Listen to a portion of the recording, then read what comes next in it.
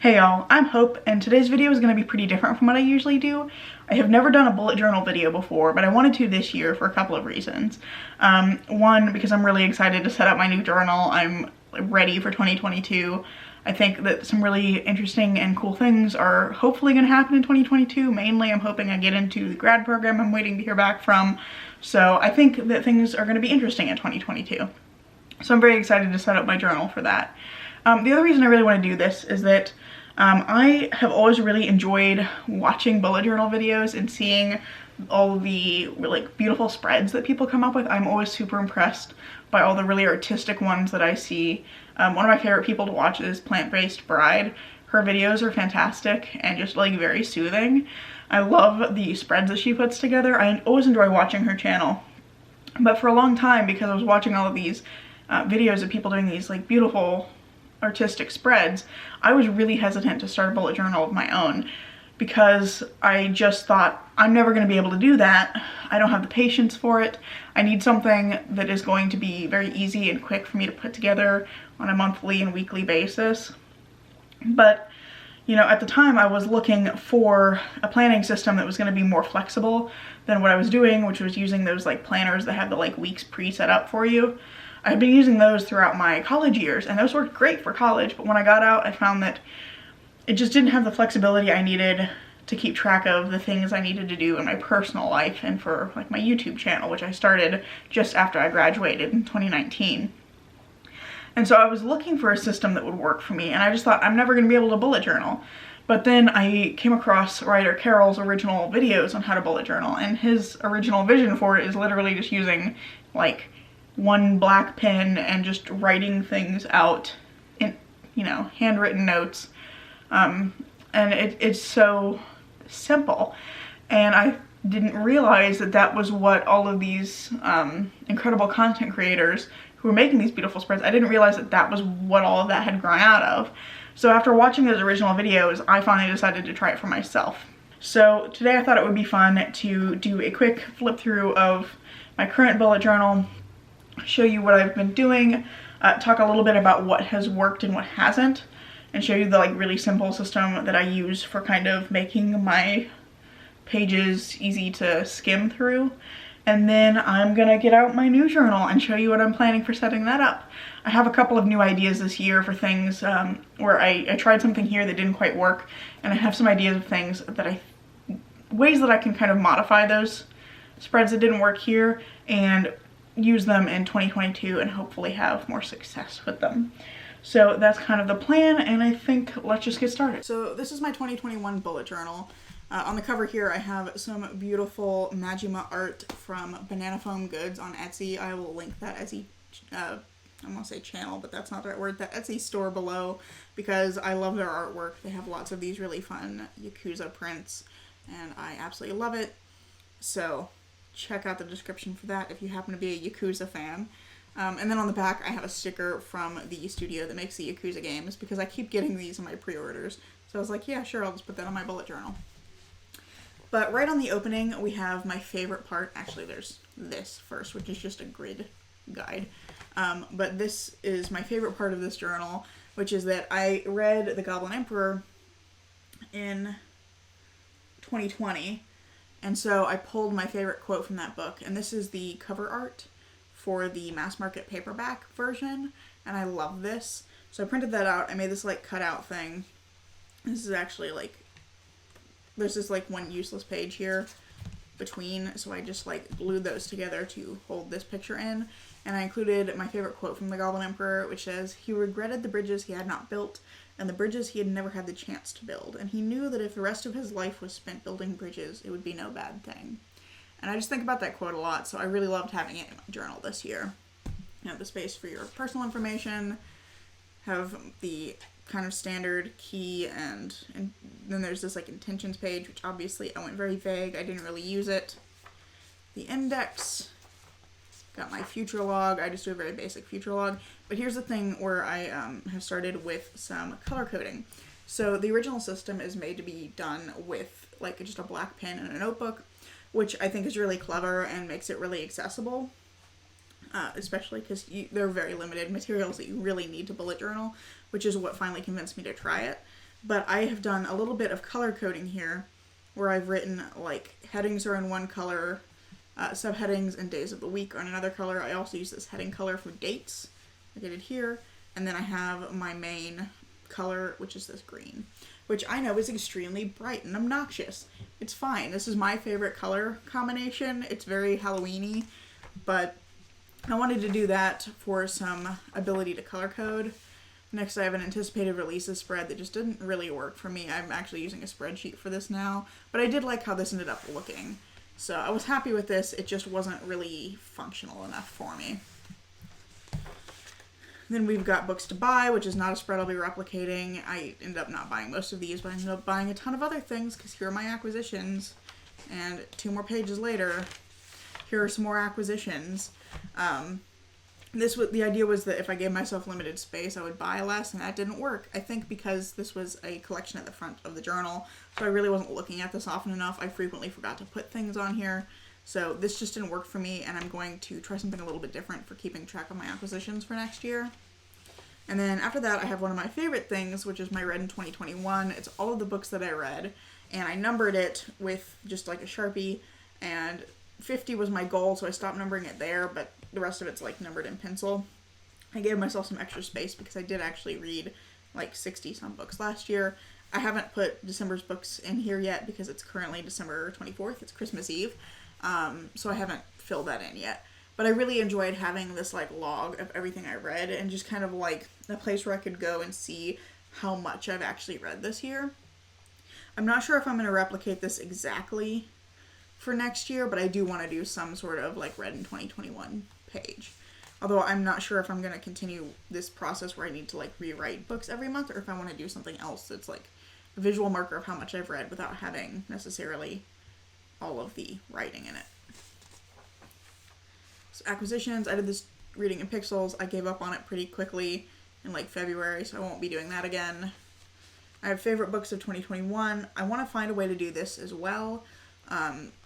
I like this idea, but like I had 2 months where I only read 1 book, so those kind of by default were the favorites, but I would not say that they were, well, this one I like a lot, but like this one was kind of disappointing. This was a 3-star, but because it's the only thing I read in May, it was like by default my favorite of May. So I need to rework this spread a little bit as well. Got a crafting Kanban board that I basically never used.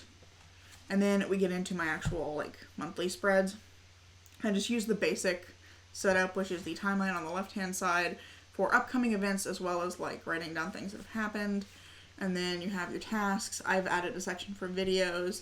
I started out with a section for now playing, although I dropped that pretty quickly because I didn't really need it. And then a section for my TBR. This is going to be moving, I think, and I'm going to be using this as a place to collect my graded tasks as I've been using it for, but also I'm trying to keep track of the chores I need to do on a more regular basis, so I'm probably going to be using this space for that. So then you have Read in January. This is what I mean about copying. So I wasn't originally like writing things back here. I was writing things here and then needing to copy them over. But I like having stuff in my monthlies where I can see everything I've read within a specific month. So I think I'm going to keep this and maybe change this so there's less writing, and instead it's just like a visual marker of how many books I've read rather than like every single specific book I've read. And my dailies are pretty standard. You just write date, day, and then whatever notes and tasks you have. This was again where I did color coding, so I always wrote the date in purple, I wrote the day in orange, and then I wrote all my stuff in green. I know this is very blinding, and that is actually one of the things I'm going to be changing because I want to simplify it. One thing about this is I constantly have to have at least these 3 pins with me all the time, and I would frequently add in like pink for other things, and I have like lots of spreads for other stuff that have different colors in them. I just was carrying too many markers, and I want to simplify that a little bit. And then that's pretty much what everything looks like. I have some readathon spreads here that are all very different. I did something different for like every readathon until we get to December. And in December, I basically decided to drop dailies And I am doing a little bit of testing with a weekly format. So this is probably what my 2022 journal is going to end up looking like. I'm going to do a weekly format that allows me to have space for to-dos on each side. I'm actually going to get rid of the food log. I'm not finding this very helpful. But I'm going to do to-dos and then extra to-do space, which may also get used for school if I start grad school in the fall, as I'm hoping to. And then I can keep all of my notes and events and things here.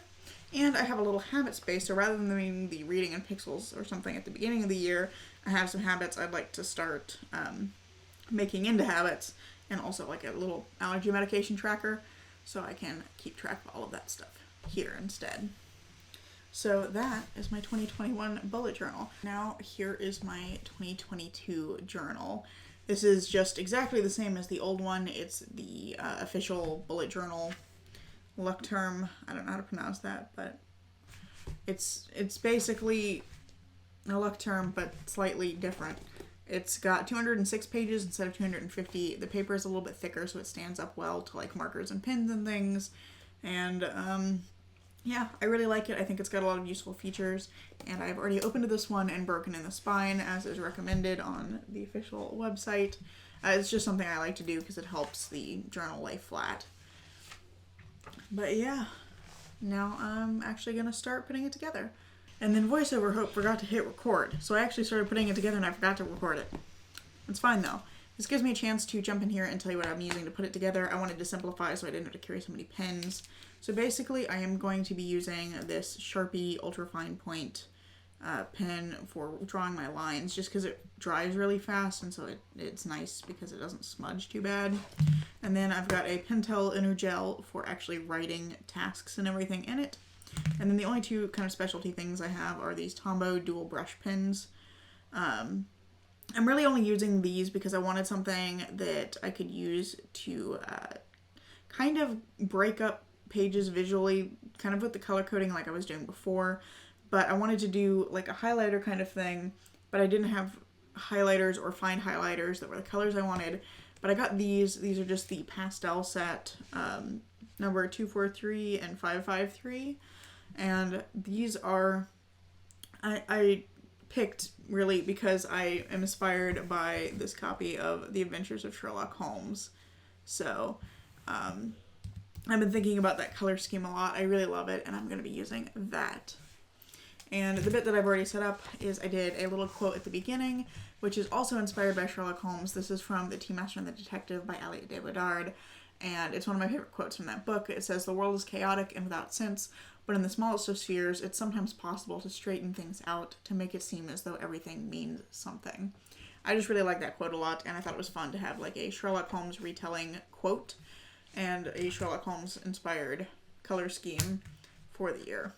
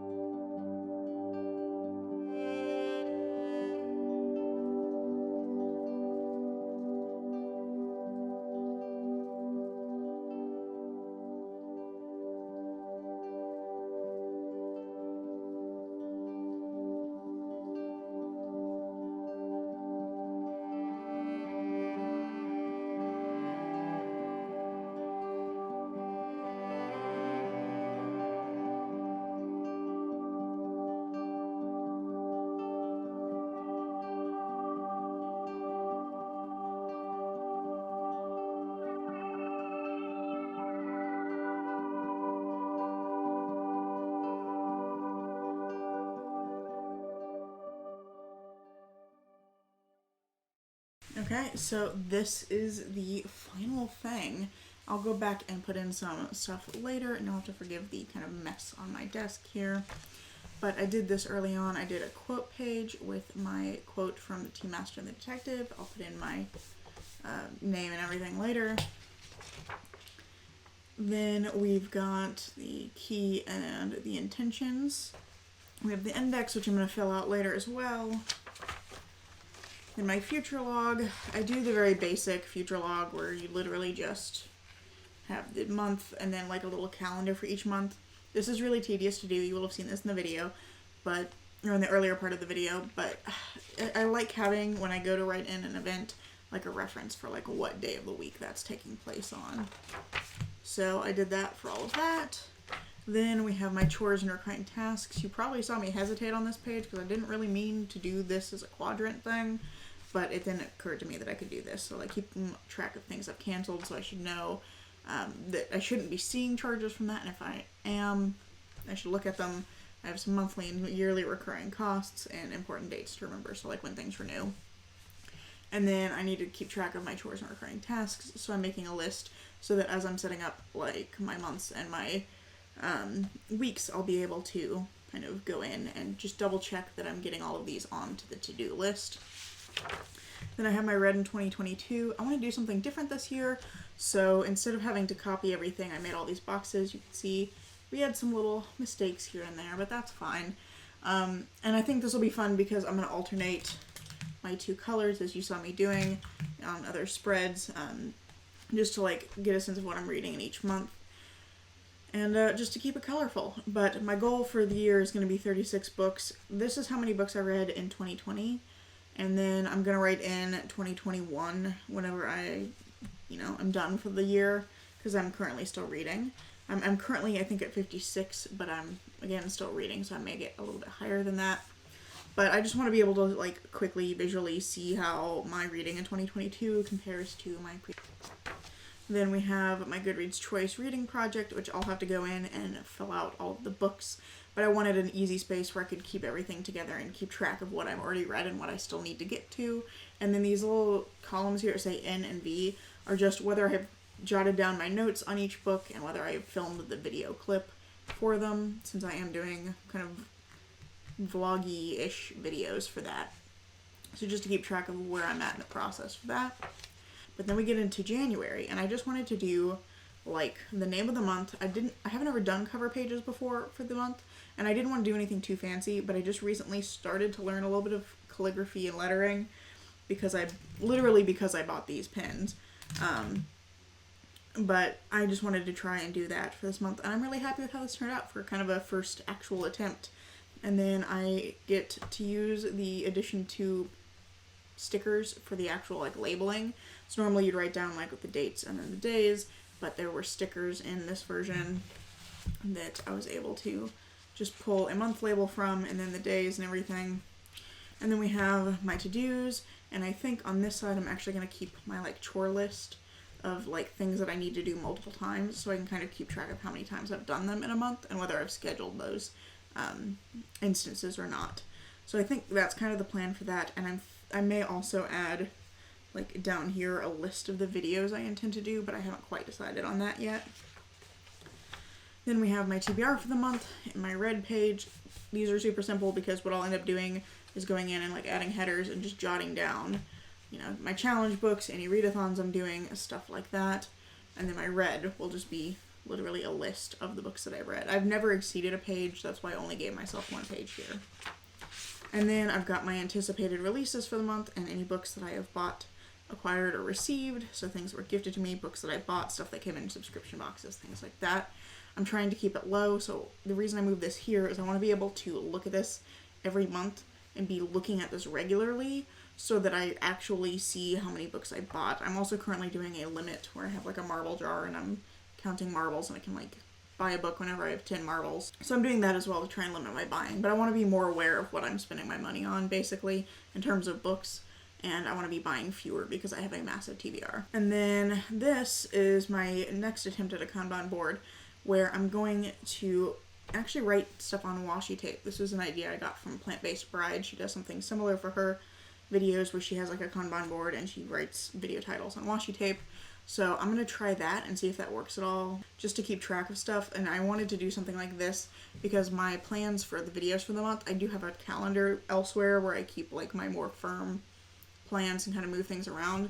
But this, I hope, will help me keep track of the process and will give me some flexibility for when I do change my mind on what videos are going up when. But that's basically it. So these will be my monthly spreads that I'll create every month. And then after that, I will be setting up my weeks. But I hope that you enjoyed this video. And, you know, if you're at all hesitant about starting a bullet journal, I hope that maybe this has encouraged you to give it a shot, because I do think it's a really useful system. But anyway, thank you so much for watching. And if you like this video, please consider giving it a like and maybe even subscribing. I'm currently posting videos every Saturday. And I hope to see you in the next video. So, bye.